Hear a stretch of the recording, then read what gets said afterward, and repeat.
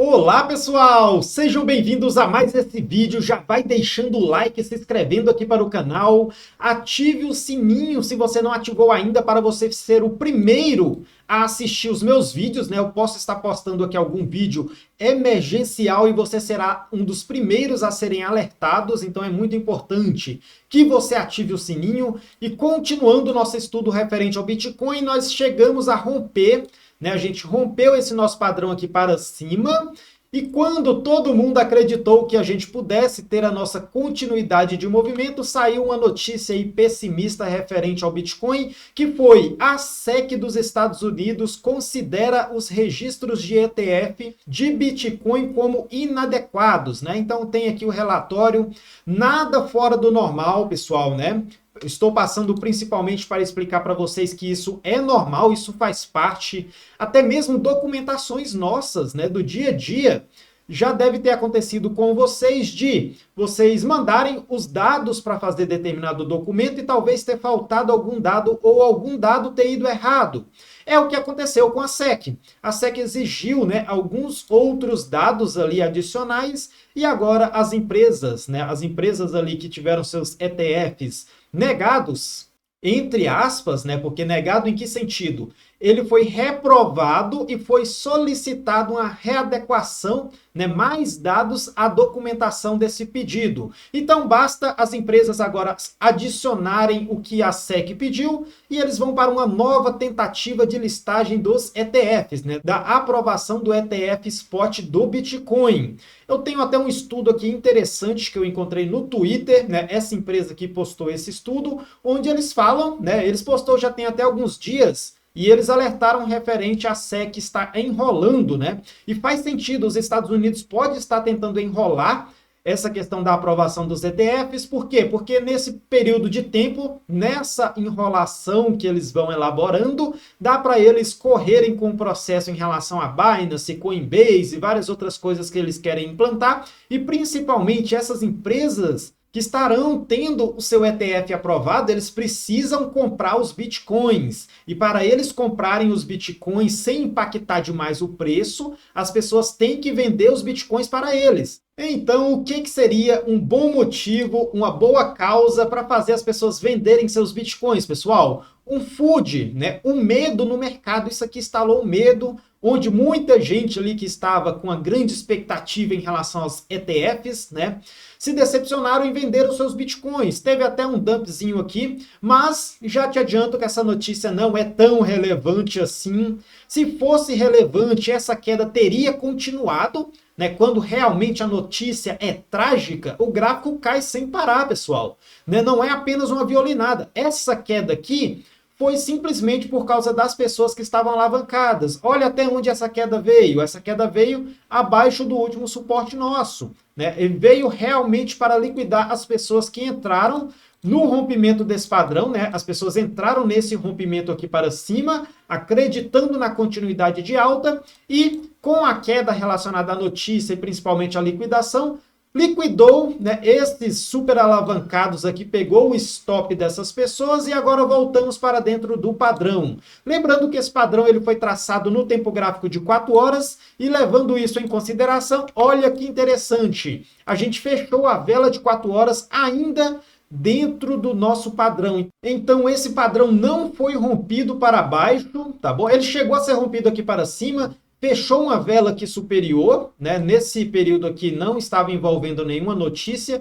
Eu vou até estar reajustando aqui esse nosso padrão, né? Vamos estar pegando esse outro topo aqui na parte de baixo também, mas em relação a esse dump não temos com o que nos preocupar, principalmente porque foi algo momentâneo. Teve a violinada e voltou para dentro novamente.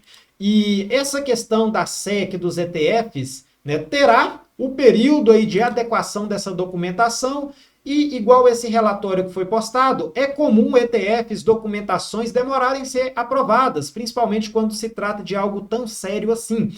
Então, pediram para ajustar alguns dados, adicionar alguns dados, algumas explicações no relatório para mandarem para reanálise. Então, nada mais é do que uma primeira avaliação. Eles podem estar agora adequando a documentação de acordo com o que a SEC quer, mandar novamente essa documentação, a SEC pode estar negando novamente. E nesse exemplo aqui dessa empresa, né, ele até colocou 3 negações. E pode acontecer isso, pessoal. E isso estaria confluente com o halve. Essa aprovação do ETF vai causar uma grande alta no Bitcoin. Isso pode acontecer só ano que vem, levando em consideração que o halve é ano que vem. Então não tenham em mente o ETF como se fosse uma coisa para acontecer amanhã. Né? Isso aqui não é uma notícia trágica, né? Isso aqui é normal na aprovação de uma documentação eles pedirem uma reanálise, né? Pedirem uma readequação de acordo com o que eles esperam, né? Com o que eles necessitam ali para estar regularizando isso, registrando os ETFs.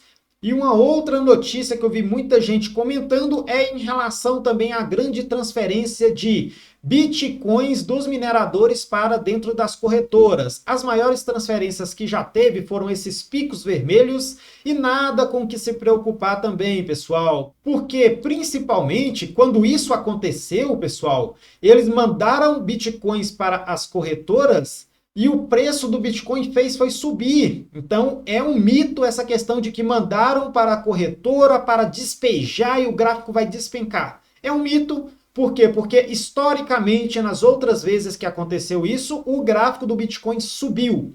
Então, os mineradores estarem enviando milhões de Bitcoins para as corretoras não quer dizer que vai ter um dump. Pelo contrário, a gente pode ter um grande pump, porque é isso que o gráfico histórico do Bitcoin nos mostra.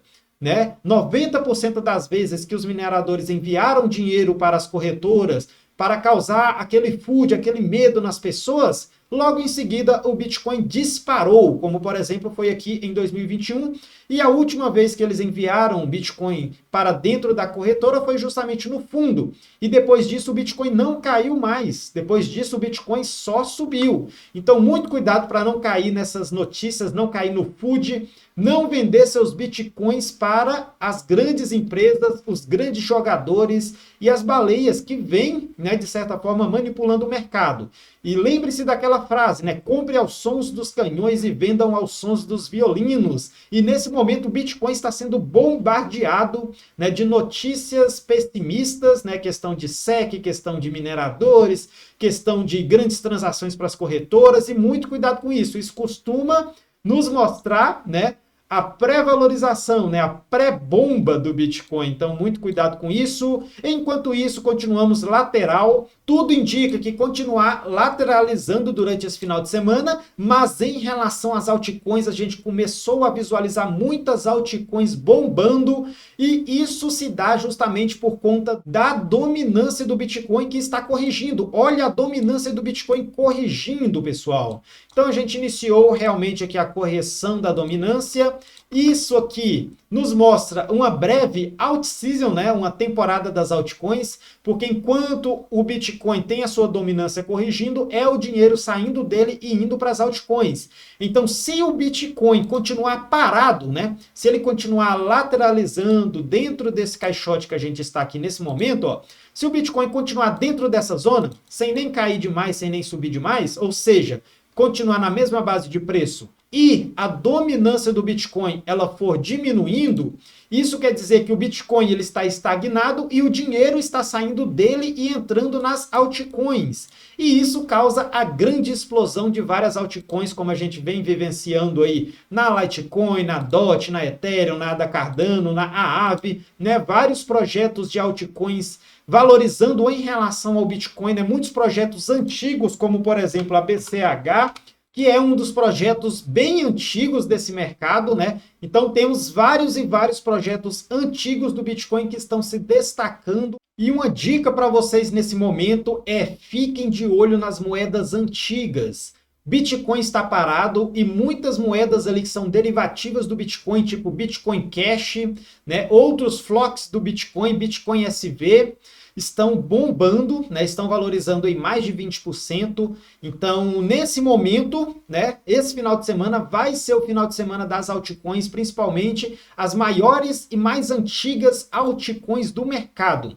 Então, a dica que eu tenho para vocês no vídeo de hoje é: de olho nas antigas altcoins, tá? Altcoins ali antes de 2015, né, 2016, e até mesmo mais antigas do que isso. Essas altcoins estão bombando e é assim que funciona o fluxo de dinheiro nesse mercado, onde o dinheiro ele sai do Bitcoin, tá bom? Então é justamente essa sequência aqui que vocês conseguem observar comigo. Dinheiro, primeiramente, vai para o Bitcoin. O Bitcoin tem a sua disparada. Então, primeiro tem a disparada do Bitcoin. Depois, o dinheiro sai do Bitcoin e vai para as principais altcoins, né? As maiores altcoins, que é, por exemplo, o Ethereum, a Litecoin, Bitcoin Cash, XRP, né? Então, as altcoins mais antigas. E depois que essas altcoins antigas bombam, vem a grande bomba das altcoins menores. Então é isso que eu espero para essa semana, para o final de semana, semana que vem. É uma grande explosão das altcoins. Isso pode estar acontecendo caso a dominância do Bitcoin continue a cair. Mas muita atenção, porque se a dominância aqui voltar a disparar novamente, né, se essa dominância voltar a subir, consequentemente, a gente vai ver uma queda das altcoins e estará compensando mais ficar diretamente no Bitcoin, tá? Mas não é isso que a gente está visualizando nesse momento, né? Nesse momento, com a correção da dominância do Bitcoin, está muito mais lucrativo, muito mais vantajoso estar posicionado em altcoins, principalmente as maiores altcoins do mercado. Essa nossa resistência que a gente encontrou, né, está de acordo com aquela nossa análise, né, análise que eu já trouxe aqui para vocês. Então, se eu coloco aqui no tempo gráfico diário, que foi o nosso estudo, né, o nosso estudo aqui de fundo duplo, temos uma forte resistência que era o antigo suporte, né? Eu até cheguei a marcar aqui com vocês esse nosso antigo suporte, que hoje em dia se tornou a nossa principal resistência. Tá bom? Então, muito natural essa correção. Vamos estar de olho aí nas retrações, né? A gente pode estar corrigindo aqui até a 0,5 e ainda assim continuar esse processo de valorização referente ao nosso fundo duplo, né? Então, esse fundo duplo que a gente formou no tempo gráfico diário, que tem como alvo os 58%, né? E isso aqui vai ser uma correção momentânea. E enquanto a dominância do Bitcoin corrige, veremos várias altcoins bombando, se destacando em relação ao Bitcoin, com ênfase, né? Com destaque aqui na Litecoin, que envolve também a questão ali do seu halving que está para acontecer, né? Então a Litecoin vai ter o seu halving dentro de poucas semanas e com isso a gente já começa a visualizar essa valorização, essa euforia das pessoas. Lembre-se, pessoal, está subindo porque todo mundo sabe que essa valorização vai acontecer por conta do halving. Então, isso aqui já está precificando o halving. Quando chegar no halving, possivelmente podemos visualizar uma correção para só depois, a longo prazo, a gente iniciar a grande valorização decorrente do choque de ofertas do halving, tá bom?